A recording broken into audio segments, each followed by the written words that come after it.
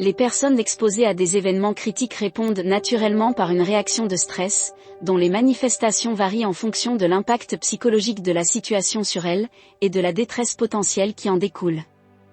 Face à une situation soudaine, imprévue et potentiellement menaçante, toute personne présentera un ensemble de manifestations regroupées sous le terme de réaction de stress.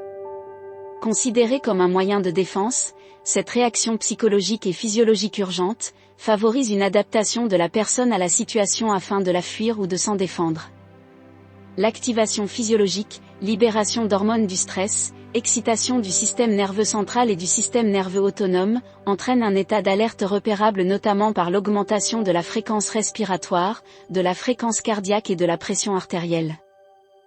Des frissons, des tremblements et une pâleur peuvent également être observés. La victime peut exprimer une sensation de faiblesse, des sensations pénibles de boule dans la gorge, de striction thoracique, de nœuds à l'estomac, se plaindre de spasmes viscéraux désagréables, de maux de tête, de nausées, et ressentir une envie impérieuse d'uriner. Peuvent être associés des symptômes psychomoteurs, tels que lenteur ou imprécision des gestes et altération de la voix. Sur le plan psychologique, des phénomènes adaptatifs s'enclenchent, incitation à l'action, focalisation sur la situation dangereuse, identification rapide de stratégies pour faire face.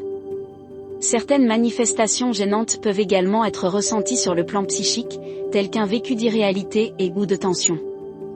Utile, adaptative, mais brève, cette réaction de stress est en revanche très coûteuse en énergie. Une fois la menace écartée apparaît un état ambigu d'euphorie et d'épuisement. Quand le stress est trop intense, trop prolongé ou chronique, il peut devenir incapacitant. Elle ressent une insécurité massive et ne parvient plus à gérer le stress. Le cortex préfrontal, siège des capacités cognitives, n'est plus en mesure de réguler l'action des amygdales cérébrales, siège des émotions. La victime perd alors sa capacité à s'adapter, est en rupture d'équilibre et présente à ce moment-là des réactions inhabituelles traduisant un état de crise. Le retentissement psychologique est avant tout un vécu personnel.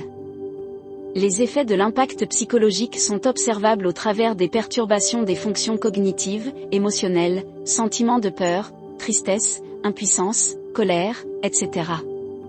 Et comportementales, agressivité, prostration, stupeur, fuite panique. Plus l'impact psychologique est important, plus le risque de blessure psychologique est élevé.